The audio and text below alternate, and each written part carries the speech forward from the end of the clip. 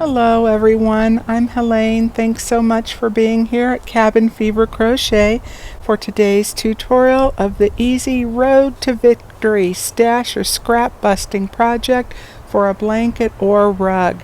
It works up quickly, it's beginner friendly, an easy one row repeat. And you can go random, you can go with the color themed or a semi-planned random such as I did with the blanket, and I'll explain that in just a sec. You can go with either one strand, multiple strands, and any weight of yarn that you like. And I'm calling this the Road to Victory because this is a very easy V-stitch, V for victory, and sometimes our roads can be short and easy or long and a little bit challenging to whatever you might be going through or wherever you are going, but always keep that V for victory in mind and focus on the light at the end of the tunnel, which represents the spaces in between the V stitches. So with this rug and the blanket, I did use 3 strands of number 4 worsted weight yarn with an N 9mm hook. If you go with multiple strands, I highly suggest that you pre-wind them either into a ball or a cake if you have a ball winder. Make it a lot easier on yourself. Yes, I know it's more work up front, but at the end and as you're working with it, it's going to be so much easier. You don't have to fiddle with 3 separate balls or cakes of yarn because they do get tangled as you're working. And also for the beginning chain, maybe go up 1 hook size for to keep your chain from getting too tight, and especially if your tension as a crocheter, you crochet tighter.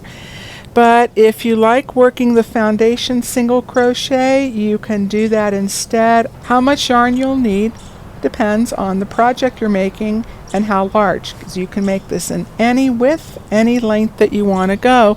So you can pull from leftover yarn, scrap yarn, or you can just go from your stash and pull some large balls, full-size balls of yarn if you want to destash a little bit, or do a combination of both. And what I did with both projects is I used what I had, and although I did use 100% acrylic medium worsted weight throughout, I worked from several different brands where the gauge thickness varied a little bit from one to the next, and as you can see, it worked out just fine. So you don't have to color plan and then cut your ends off at each row unless you want to. So you can go either way. You can just keep going till you run out, reconnect with other colors. You can go with a color theme here, such as I did, and in the blanket is kind of what I'm calling a semi-planned random, because as with this, I started with 3 different colors, and then when I transitioned to the next group with this section of rows, I pulled 1 to 2 colors because I had more of that color. So when I ran out of, say, this light olive, then I went and I pulled from the yellow, and then I kept that turquoise throughout because I had a lot more of that. And you can just carry from one to the next. Like with the blanket, I would just continue on and take 1 to 2 colors, whatever I had, and then I would bring in new colors but carry that same color into the next. I would run out of that, and then one of the new colors I brought in, I would carry that into the next, and so on. And this is just a combination of blues, greens, and yellows and cream. And then I offset the edge because I ran out of all these colors, so I still had the little bit of the cream left, so I just brought in 2 different colors of light beige, and I really like how that worked out. It seemed to ground the edge and frame the whole thing very, very nicely, and there was enough continuity where it just brought all of the colors together, and that is what I did with the blanket. And so we'll be doing a very easy basic stitch for the center, and what I am calling a basket weave stitch all the way around the edge, and you can do as many rows as you like of that. And The basket weave is what it's always reminded me of, so that's what I'm going to call it. And as far as any little extra supplies, 4 to 5 stitch markers, 1 for each of the 4 corners when we get to the border, and 1 to 2 for either the beginning and end of each row. To begin, make a slip knot in however way you want. And if you are working a chain, that is just multiples of 3. So you work 3, 3, 3, 3, 3 to the width that you want into a number that is evenly divided by 3. If you want to work the foundation single crochet, then you work multiples of 3 plus 2. So I'm going to work a sample size here so we can keep moving along. And if you are working with the same hook size throughout, just try to go a little bit looser so your bottom row doesn't wind up being overly tight. Okay, just keep your stitches nice and even, okay, and consistent. And double check. I double check, triple check my stitch count to make sure it's correct. So in the second chain from the hook, I'm going to single crochet, and that first skipped chain does not count as a stitch. And I would like you to roll your work to the back and work into the back bumps, which are those raised bumps that go all the way down the center, known as the back bumps or the third loop, and that's going to give you a full stitch along the edge, making it neater, cleaner, and much easier to work into when you create the border. Alright, so single crochet into the back bump of the second chain from the hook, and if you're working in multiple strands, make sure you are picking up all of them. Okay, just go a little bit slower as you work across, and then just simply single crochet in the back bump of each stitch all the way across to the end. So if you accidentally drop a strand, you will have a drop loop at that point within your work, which means it is not connected and woven in with the rest of your yarn, and your work will eventually come apart. You can fix that. And it happens to me, I just cut a long enough strand of yarn, grab my yarn needle, and connect with it, make a little loop around it, tuck it in as I'm weaving in my ends up and around and down like I normally do, and then just make sure that I knot my 2 ends and also tuck those in and bury them somewhere along the way. You see right here, I dropped a strand. So you want to pay attention to that.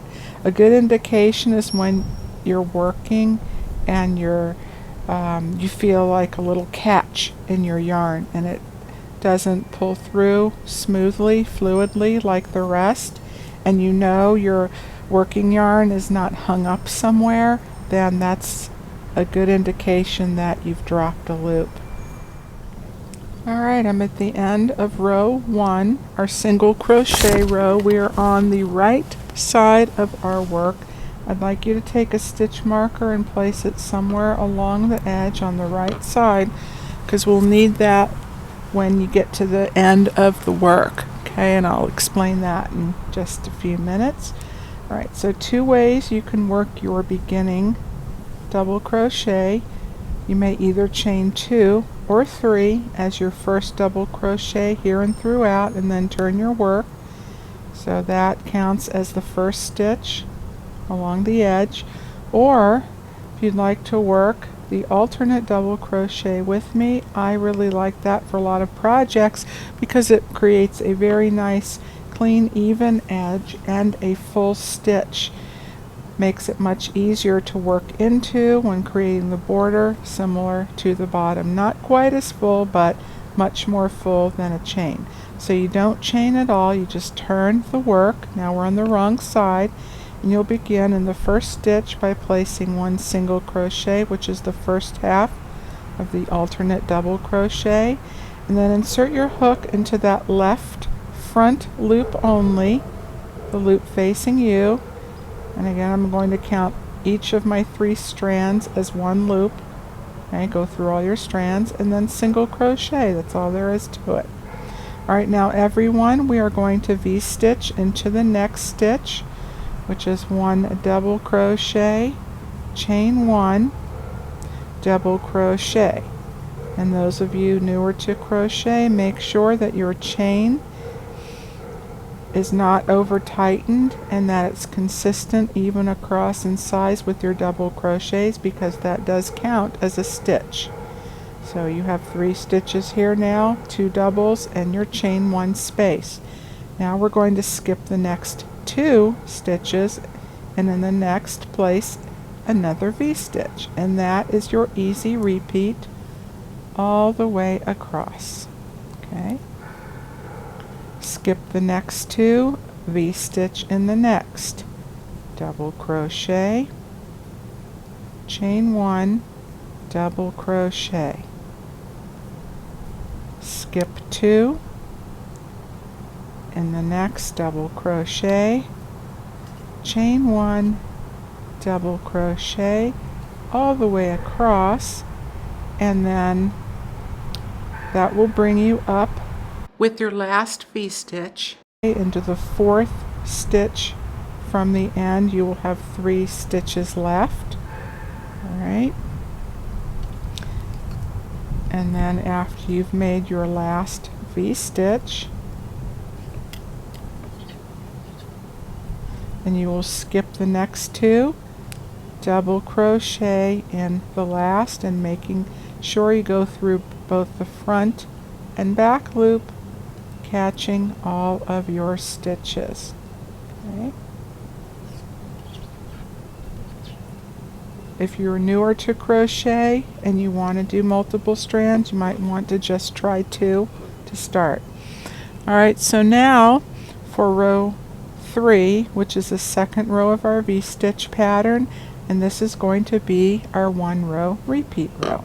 So either chain 3 and turn, or turn your work and work the alternate double crochet. Just that single crochet to start. Insert your hook into the left front loop and single crochet. And now all you do is V-stitch into the chain 1 space of each V-stitch all the way across. And you place 1 double crochet into your last stitch, which is either the top of your chain 3, that 3rd chain up, or into the top of your alternate double crochet. And I'll show you something on that when we get there. Okay, so into the V-stitch, you double crochet, chain 1, double crochet, and repeat that in each V-stitch across. There's the chain 1 space, and place another V-stitch. Okay. Just jump over to the chain 1 space of the next V-stitch, double crochet, chain 1, double crochet. Alright, here we are at the end of row 3. On the right side again, as you can see by the stitch marker, and you just skip the last double crochet of your V-stitch, so don't accidentally work into that. And this is where you can place a stitch marker at the end of this row. Sorry, I didn't say that before, but that way you know exactly where your placement is.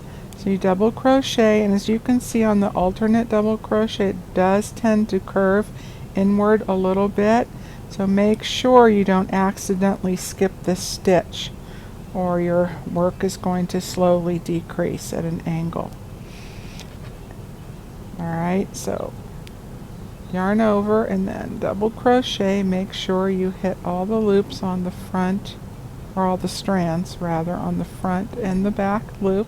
Okay, once you do it a few times, you'll get the hang of it. Make that double crochet, nice and tall, the height of all the rest.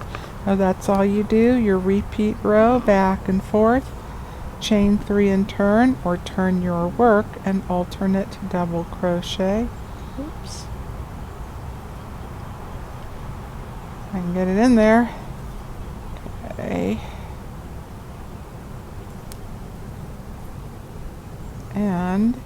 And then jump over to the chain 1 space of your first V-stitch and place another V-stitch, and repeat that all the way across. Alright, 1 V-stitch in every V-stitch to the end, with 1 double crochet in the top of your chain 3 or your alternate double crochet. Okay, so you keep repeating this row over and over and over until your desired length, and make sure that you end on the wrong side of the work.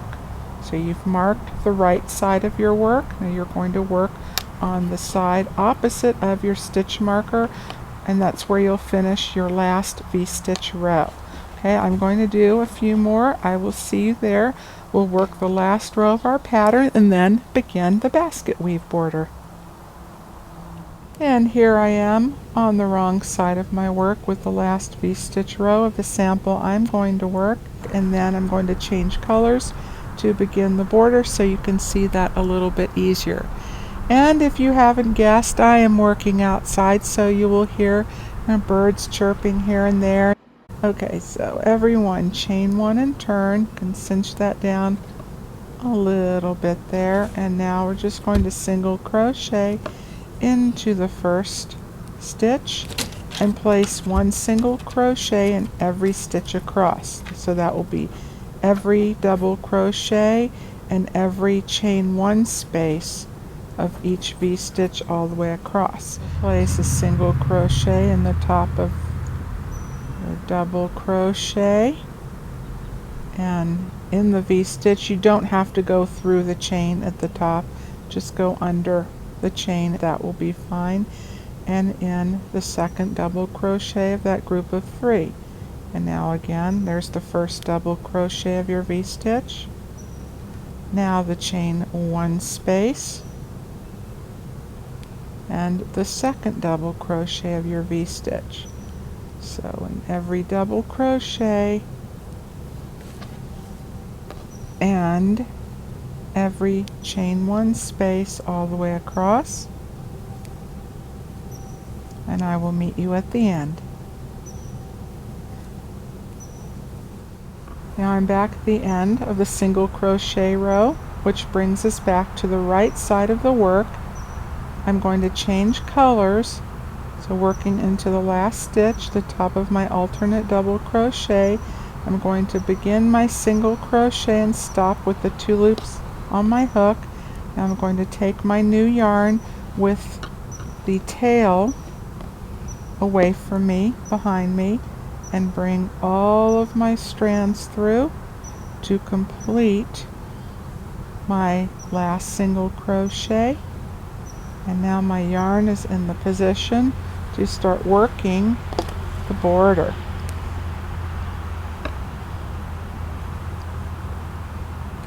So first we are going to chain 1 to make this first corner.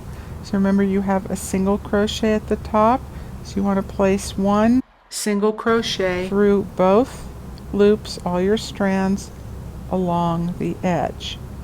Alright, that's going to count as your first stitch, so you can grab a stitch marker and place it there. Okay, now before we move on, so for every V-stitch row, since we work double crochets, you will put 2 single crochets along the edge of every V-stitch row all the way down. And an easy way to be sure that you have the correct number of stitches going along the edge is to count your V-stitch rows, your repeats. You can just place your finger in the chain 1 space and just count 1, 2, 3, 4, 5 all the way down. And because you have 2 stitches for each V-stitch row, you will multiply your total number of V-stitches by 2. Okay, so there is 1 stitch, 1 single crochet, and the second single crochet. And sometimes if it's really tight, it just isn't going to fit in there. Say right here where your stitch along the edge is longer, you could place 2 in here instead. Just don't accidentally place an extra stitch more than there should be, or you'll wind up with too many. Okay, you can always turn it sideways to see where it lines up. There's 1 and there's 2. Okay, so go ahead, 2 single crochets along the edge for the width of each V-stitch row all the way down, and I will meet you just before the corner here. Okay, I am coming up on the end of our first edge. You know, these side edges, no matter what, they're always a little bit of a pain to do, but if you take your time with them, get a nice clean start, the rest of your work is going to look really good. And at the very end, place 3 single crochets in the last. And if you find that this stitch is just way too tight for your yarn, instead of 3 for the corner, you can do 1 single crochet, a chain 1, and single crochet instead. That is up to you, but either way, just place your stitch marker in the center of the 3, and the chain 1 will count as the middle stitch, so make sure you don't over tighten, you make that a nice full stitch. Then come along the edge here and count your stitches all the way across. Write that number down so you know for when you come along the other side you will place the same number, not including the 3 in the corner. Okay, and now we're going to work along the bottom edge. You need to place 1 in the first. Try not to split the yarn where you have your beginning slip knot, because wherever there's a join, that is more of a weak spot. So in this case you could put it underneath the stitch, but because that's a small space, you're not overstretching it like you would have coming along the edge. That's still a pretty full stitch there. And then in the rest, just go through both your front and back loop of the stitches all the way across the bottom. Okay, and I will meet you at the other corner. Here I am at the end of our bottom edge, 2 stitches left. Place 1 in the first, and then again for our next corner, place 3 single crochets, or a single crochet, chain 1 single crochet. With the 3 single crochets, it gives a little bit more of a curved edge, so whichever you prefer, that's what you can do. Just make sure those chain 1 spaces are a little looser and your single crochets are really full stitches, because this basket weave stitch is a tighter stitch anyway, so you don't want to over tighten your work or it's going to pull and tug it in kind of odd places. Alright, so now to make this other corner we just did, to go along the other edge, double check your stitch count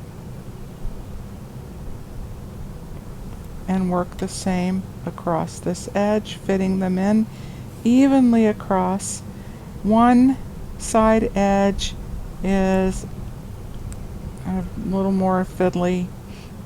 The stitches aren't as full as the other side, because one side we worked a double crochet, one side you either have your chain 3 or your alternate, but put it into as full of a section as you can so you don't wind up overstretching your spaces in between your stitch and the V-stitches.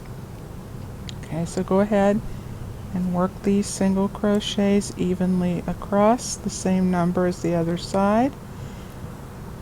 And if you're working a larger piece, one way you can do this to make it a little easier on yourself is you can fold it in half.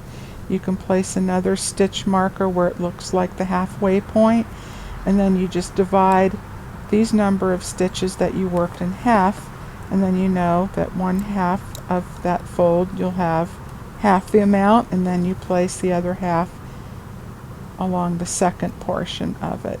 So if you need to pull back a little bit, you won't have the whole length that you have to pull back and start over to get the right number. Okay, hope that makes sense. And now I'm along my second raw edge, as I call it, coming up on my third corner. 2 stitches left, so 1 in the next, and now 3 single crochets in the last to create our corner.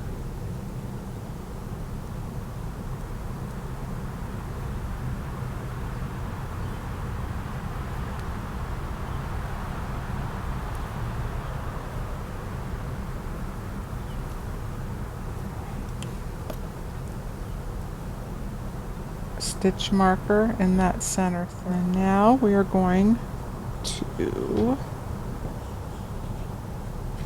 come along the top edge.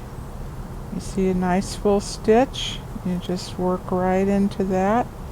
So you come along the other side, and then 1 single crochet all the way across. Okay, and that's easy to see. And I will meet you at the end and finish that last corner together. Alright, and again, make sure that you have the same number of stitches going across this top edge as you do the bottom, not counting your 3 in the corner. Okay, so I have 1 more left, and I am going to place 3 single crochets at the very end. Okay, and then now we're back to the beginning. Just slip stitch into the first. Take your stitch marker again and pop that into the middle of those 3 single crochets. And now let's let the fun begin. We got that setup row out of the way. Okay, so chain 1, you can cinch that down a little bit, and single crochet in that same beginning stitch. We're going to chain 1, nice full chains, skip the next, single crochet in the next, and that's your repeat. Chain 1, skip the next, single crochet in the next. Chain 1, skip 1, single crochet in the next. Chain 1, skip 1, single crochet in the next, and then when you chain 1, skip the next, that should bring you into the first single crochet, that set of 3, that it's to the right of your stitch marker. You single crochet in there. Okay, stitch marker out for a sec, and place your 3 single crochets into that middle single crochet. I think Lucy's getting hungry, huh, baby? Yeah. Okay, so now we just go right back into our pattern, which is a chain 1, skip the next, which is the 3rd single crochet in your set of 3, and then single crochet into the next. Chain 1, skip the next, single crochet in the next, all the way to the end, and should bring you back to that first single crochet in your set of 3 along the other corner. Okay, I will see you there. Alright, I'm at the end of this next section up to my second stitch marker, and again chain one, skip the next, single crochet in the next, which is your first single crochet in that set of 3 at the corner. Take your stitch marker out for just a minute,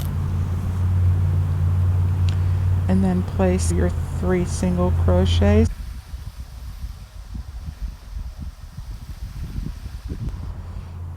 And remember to put your stitch marker back in to the center of the 3 to mark your corner. And then you just repeat all the way around, back into your chain 1, skip the next, which is the 3rd of your corner, single crochet into the next, and you repeat the same for the next corner and all the way across the last bottom edge, or rather your top edge as you come around. And I will meet you back at the beginning. We'll work the last corner together, reconnect, and then I will show you what to do for your repeat round to however wide you want to do. But I find if you do at least 3 rounds of the basket weave stitch between 3 to 5, that's when it really starts to show up and you get that very interesting stitch definition border that just frames your piece really nicely. Okay, so I will see you there. And I finished the first round of our basket weave stitch. I placed my last single crochet in the set of 3. Leaves me 1 stitch left. We're going to chain 1, skip that last stitch, and then now slip stitch into the top of your beginning single crochet. Okay. And then to get a nice seamless join with each round so you don't have that unattractive jog going up, we're going to then now slip stitch over into the next chain 1 space, the very first one after slip stitch. Now chain 1, cinch that down, single crochet into that same chain 1 space, and this is your new round. From where that starts, place your stitch marker back in the beginning, and then you just go right back into pattern. Chain 1, skip the next single crochet in the next chain 1 space, chain 1, single crochet in each chain 1 space all the way around. Okay, chain 1, skip that next single crochet into the next chain 1 space. So that's all you're doing, is you're just chaining 1 and single crocheting into each chain 1 space up to your group of 3. Now you're going to chain 1, skip that next single crochet, okay, and it takes you back to the first of your 3 of your corner stitches. And then here you are into the middle stitch, which apparently I took that stitch marker out somewhere. Okay, but there's the center, and then you do like what you did before with 3 single crochets into the center stitch, and then again chain 1, skip the next, single crochet in the next, chain 1, single crochet, chain 1, single crochet in every chain 1 space. I will meet you at the next stitch marker. Okay, here I am coming up on my second corner. Chain 1, skip the next, single crochet in the next chain 1 space, and again chain 1, skip the next, and that takes us right back to that first single crochet in our set of 3, the single crochet to the right of the stitch marker, right back in pattern, remove a stitch marker for a sec, place your 3 single crochets into that center single crochet, stitch marker back in the center, and continue this repeat sequence all the way around. Chain 1, skip the next single crochet, takes you to your first chain 1 space along this side, and single crochet in there, chain 1, skip the next, single crochet in the next chain 1 space, and then you just repeat what we've been doing all the way around for each corner. And just like we did at the beginning of this round, you will place your last single crochet in the last chain 1 space, chain 1, skip the last single crochet, slip stitch to the very beginning single crochet, then slip stitch over into the chain 1 space right next to it, chain 1 and single crochet, place your stitch marker back in, and then go right back into the pattern, chain 1, skip the next, single crochet in the next chain 1 space, around and around and around, and if you need to, rewind just this section where this row began if you want to see that again. Okay, my fiber friends, that completes this tutorial for this time around. As always, I hope you had fun being here and will have fun making your projects too. If you would, please comment below. Let me know what you make, what kind of yarn you used, how many strands, and so forth. And a thumbs up always helps too. Alright, take care, and I will see you again soon.